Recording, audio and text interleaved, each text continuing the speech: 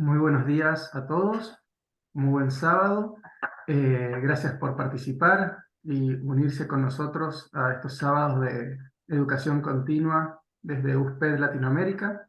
Mi nombre es Luis Llano, soy miembro fundador de USPED. Puedo también ahí ver entre el auditorio a David Pascual Rojas, que también es uno de los fundadores. Bueno, hoy hemos invitado a Florencio Chat, que ella es médica intensivista, pediatra del Hospital de Niños de la provincia de Córdoba, de Argentina.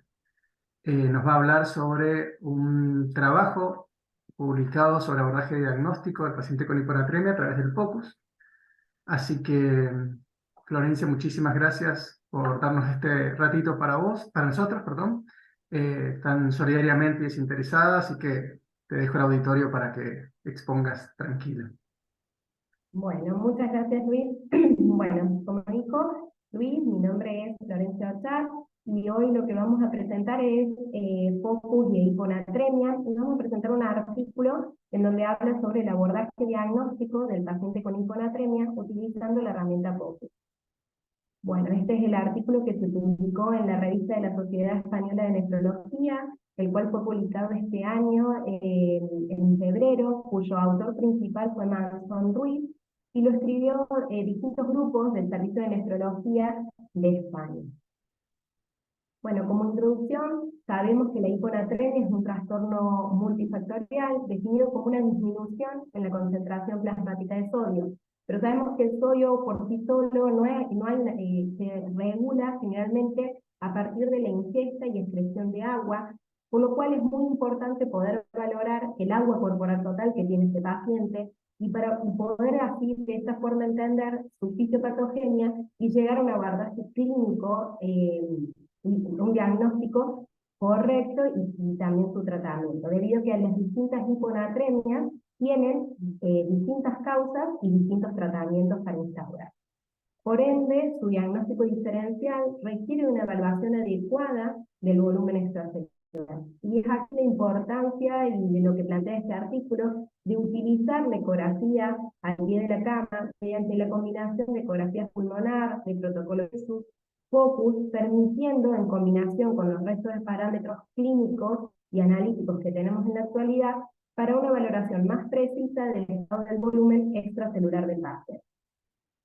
Cada vez que nosotros nos afrontamos ante un paciente con una hiponatremia, poder entender la fisiopatogenia y la causa de la hiponatremia a veces se dificulta, más porque los pacientes tienen muchas comorbilidades o variables y que pueden estar generando esta hiponatremia. Por ende, una recomendación diagnóstica que podemos realizar es empezar a hacernos estas tres preguntas para ayudarnos a llegar a la causa de esta hiponatremia. Por un lado, sabemos que las hiponatremias hiposmolares son las más frecuentes y son las que generalmente las que tienen los diferentes tratamientos para instaurar, en donde entonces la importancia de poder determinar la osmolaridad plasmática, en donde de esta forma podemos diferenciar las hiponatremias hiposmolares, que son la, eh, las principales, de las osmolares, en donde tenemos que son las pseudohiponatremias, que son debidas a alteraciones de los lípidos y de las proteínas. Por otro lado, podemos también diferenciar los pacientes que tienen una hiponatremia hiperosmolar, en las cuales son debido a osmoles activos, en donde generan, como las hiperglucemias o el uso de manitol, en donde generan una absorción y una redistribución del líquido extracelular al intravascular, generando una hiponatremia dilucional, pero no son las causas, o sea, no es la hiponatremia clásica hiposmolar, ¿sí? Una vez que nosotros llegamos al diagnóstico de que es una hiponatremia hiposmolar, debemos también valorar cómo está funcionando el riñón, si a través de la osmolaridad urinaria o el aclaramiento de agua libre de electrolitos, permitiendo distinguir entre hiponatremias en las que el riñón elimina agua de forma adecuada de aquellas en las que no elimina agua de forma adecuada, en donde suele estar asociada a algún disturbio con la hormona antidiurética. Sabemos que la hormona antidiurética lo que hace es una absorción de agua y concentración de la orina, generando una hiponatremia hipotónica. Y como último, poder valorar el volumen extracelular. Y es acá la importancia del artículo, en donde se sabe que es sumamente difícil, a veces no es Es un reto al médico poder saber cuál es el volumen extracelular que tiene este paciente. Las hiponatremias se dividen, para repasar un poco, hiponatremias hiposmolares con volumen extracelular normal, volumen hipervolemia y normovolemia, ¿sí? Entonces es sumamente importante poder saber el volumen extracelular para poder llegar al diagnóstico y a la fisiopatogenia, ¿sí? Actualmente contamos con el examen. Este es un algoritmo diagnóstico que fue un poco lo que fuimos haciendo fuimos contestando las preguntas y llegamos a la parte de estimar el volumen extracelular, en donde actualmente tenemos al examen físico y algunos parámetros analíticos que no son tan específicos para poder valorar el volumen extracelular. Tanto los edemas del paciente, crépitos pulmonares, como la tensión del paciente, el estado de hidratación, son todos signos que no tienen una sensibilidad alta para valorar y estimar el volumen extracelular. Y a nivel analítico tenemos el ProLP como para utilizar, que a veces se utiliza para insuficiencias cardíacas, pero tiene factores como la edad y el gradient de creatinina que también se alteran, entonces tampoco es muy fidedigno el utilizarse. Es acá que plantea el artículo incluir a la ecografía como un pilar en la exploración física para mejorar la sensibilidad y la especificidad para determinar el volumen extracelular. Y esto, ¿cómo se puede realizar? Realizando, por un lado, un ecocardiograma para lograr la funcionalidad y la morfología cardíaca, y con esto valorar el volumen sistólico y cardíaco. Por otro lado, a través del protocolo Vexus, permitir fenotipificar y graduar la congestión venosa, y por último, hacer una ecografía pulmonar abdominal para valorar el líquido libre, ¿sí? De esta forma podemos plantear un nuevo algoritmo diagnóstico para la hiponatremia, utilizando ya la ecografía dentro de estos parámetros de examen físico y analíticos, y con esto poder diferenciar distintos fenotipos, ¿sí? Y ahora los vamos a ir viendo en cada uno, pero el fenotipo no congestivo, un fenotipo congestivo y un fenotipo redistributivo. Hablando de cada uno, cómo se presenta la ecografía y cómo valoramos el líquido extracelular en estos pacientes. Los pacientes que tienen un fenotipo no congestivo generalmente hacemos una ecografía pulmonar en donde vamos a observar que tiene líneas A, tiene ausencias de líneas B, no hay sobrecarga de líquidos a nivel pulmonar. A nivel del score Vexus va a ser 0, con una vena cava no dilatada, con una colapsabilidad mayor del 50%, en donde vamos a tener una vena suprahepática con ondas S mayores que D, con una posible función de S y D, y un aporte que tiene una pulsatividad menos del 30% con un flujo renal continuo. Acá determinamos que el paciente, con todo lo que hicimos anteriormente, determinamos que el paciente tiene una hiponatremia hiposmolar con un fenotipo más no congestivo, o sea, no hay una sobrecarga hídrica, pero no podemos valorar todavía si hay si el paciente tiene está con un volumen normal o si está con hipovolemia. Entonces acá el ecocardio nos ayuda a poder valorar el gasto cardíaco, y dependiendo de cuál es el valor del BTI, si tenemos un BTI menor a 14, vamos a decir que el paciente tiene un bajo gasto cardíaco y eso se puede deber a hipovolemia.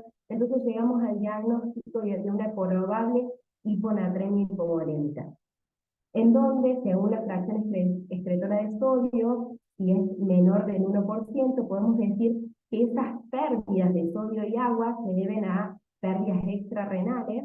En cambio, si la fracción de excreción del sodio es mayor de 1%, estas pérdidas sospechamos que pueden ser renales. En cambio, si el bajo gasto cardíaco es normal, nos encontramos ante una hiponatremia euvolémica, en donde las causas predominantes son el síndrome inadecuado de ADH, la insuficiencia suprarrenal y el hipotiroidismo. Entonces, de esta forma podemos llegar a saber si fisiopatogenia, las enfermedades que están causando esta hiponatremia, y con esto instaurar un tratamiento adecuado.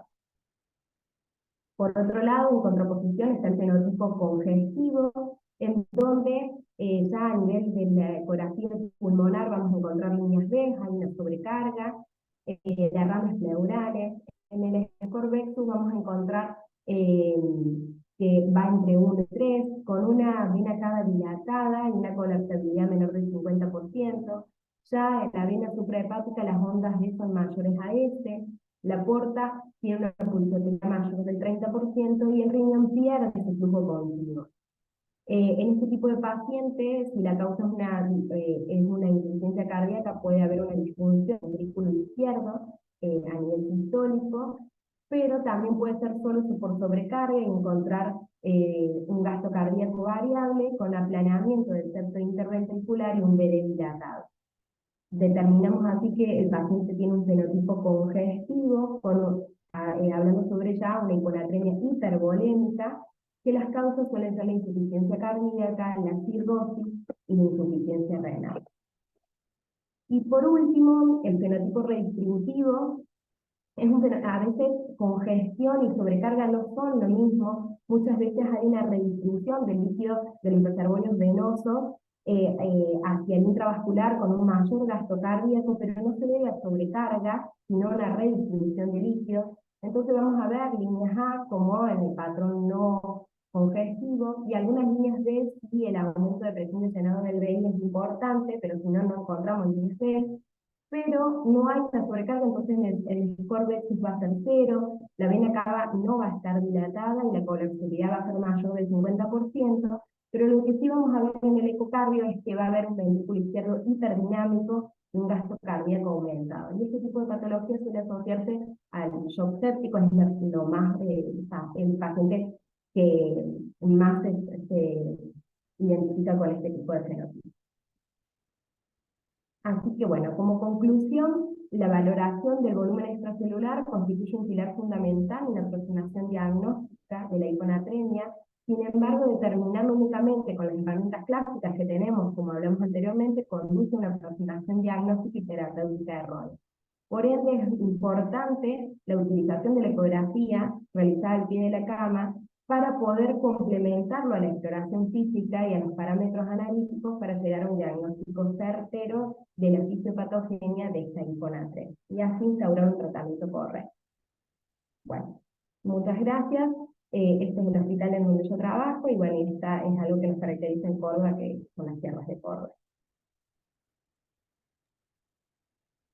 Bueno, Florencia, muchísimas gracias por la presentación. Está buenísimo el artículo.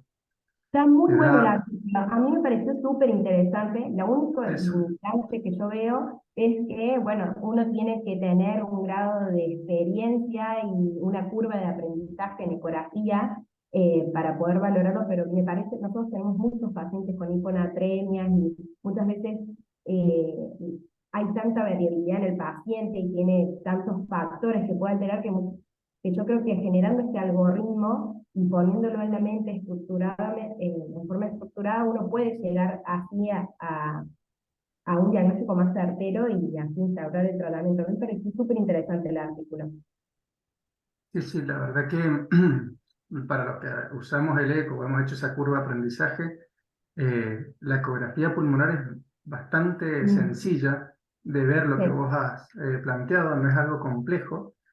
Lo cardiológico es un poco más difícil. Yo creo que ese es el punto más complejo en el POCUS para los que no somos ecografistas, pero ver si el corazón tiene buen llenado o mal llenado es bastante más fácil. Ver si sí. tenés signo del beso cuando se contrae, si es un corazón que tiene poco volumen o más, o está, digamos, congestivo.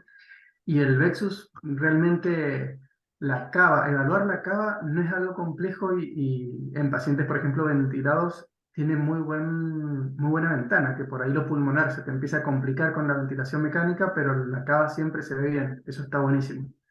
Pero tiene Sí, lo único otro que nivel de no tenemos. aprendizaje el Vexus. Sí, totalmente. Yo creo que sí, sabiendo poder valorar gasto cardíaco y pudiendo valorar una ecografía pulmonar, como decís vos, que es algo que dentro de todo no necesita tanto, o sea, una curva de aprendizaje como a lo mejor hacer un protocolo. Eh, yo creo que ayuda muchísimo. Lo que tiene a veces es, bueno, como sabemos, la vena cuando tenés parámetros de los respiradores muy altos en donde ya ahí hay bastantes limitaciones. Pero con el gasto cardíaco, la ecografía pulmonar nos puede ayudar un montón. Sí, totalmente. Ahí en el ¿Se me chat. escucha? Sí, sí, perfecto. David te felicita, David Pascual Rojas te felicita por la charla. Que muy buena la información como para seguir adquiriendo herramientas para la evaluación del sodio. Pregunta los errores más comunes con el tema del Vexus en pediatría. Que, bueno, no sé si quieres contestar vos, Flor, si ellos plantean algo en el artículo de las posibles limitaciones de su algoritmo. Del algoritmo, generalmente sí plantea de que muchas veces puede haber una disfunción del ventrículo derecho y esto poder sesgar la sobrecarga de líquidos, o por ejemplo si hay alteraciones hepáticas como un hígado graso, linfoma o cirrosis, también se puede alterar, poder valorar la vena suprahepática. Y alteraciones como fibrilación auriculares o insuficiencias suspidias también puede alterarse. Yo, sinceramente, protocolo Brexus no hacemos mucho en nuestro hospital. Estamos como como yo le decía a Luis, estamos en la curva de aprendizaje y estamos más aprendiendo en forma teórica que práctica, pero bueno, eso es a nivel teórico lo que está escrito de las limitaciones. Yo creo que por ahí lo que tenemos en ventaja los pediatras, que los adultos no, porque el focus empieza en adultos, como todo lo que se hace en terapia intensiva, y después se empieza a bajar a lo pediátrico.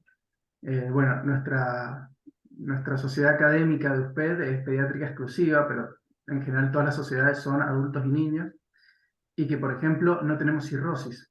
Por ejemplo, es rarísimo, no tenemos hígados dañados de por sí, no tenemos pulmones dañados de por sí, son todos órganos en general que están vírgenes, que están recién iniciando la vida, entonces nos permite ver más signos, no confundir tantos signos.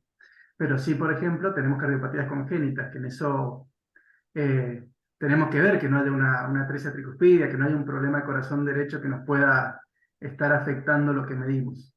Y para eso, bueno, es mucho aprendizaje y ojo de la normalidad, ver un corazón normal y Ujú. después cuando haces el foco encontrarte que hay algo alterado que no reconoces, pero lo importante es reconocer que no lo reconoces. Poder llamar al Totalmente. cardiólogo y decir, acá hay algo que yo no estoy acostumbrado a ver, pero tenemos una ventaja en pediatría que es esto, que todos los órganos están en general sanos. Entonces, lo que vos planteabas como diagnósticos, por ejemplo, aparece el síndrome nefrótico, pero la cirrosis es muy raro en pediatría, a menos que sea primaria. Entonces, bueno, tenemos una ventaja para medir que está bueno utilizarlo. Sí, sí, totalmente. Yo creo que es como vos decís, sabiendo hacer ecografía pulmonar, ecocardio, que valorar por meter el gasto cardíaco ya y una vena cava cuando tengamos parámetros de respirador que sean adecuados, creo que nos ayuda a una aproximación diagnóstica de si el paciente está con sobrecarga o no, y así me parece como, a pesar de que a lo mejor protocolo Vexus es un poco más, con mayor experiencia, necesita uno de mayor experiencia, creo que no hace falta tan, obviamente si uno lo pudiera a realizar sería muy bueno, pero digo que hay algunas herramientas que podemos utilizar que nos ayudan mucho también a poder abordar estos pacientes. Totalmente. No sé si alguien quiere hacer algún comentario, alguna consulta en el auditorio. Yo a mis residentes lo que les enseño como primer paso, el primer año por lo menos, es que sepan el protocolo IFAST, que les va a servir para medir líquido libre también, pulmón, que Ujú. diferencia las ventanas cardiológicas, con eso suficiente, y diámetro de la vaina del nervio óptico, que son mediciones fáciles, pero que son herramientas súper útiles. Vos las tenés al pie de cama y te facilitas muchísimo el trabajo y poder diferenciar una vena cava colapsada de una vena cava dilatada. Por lo menos eso, que vos sepas si hay sobredistensión o si está totalmente colapsada. Me parece que son herramientas muy buenas, como decía Flor.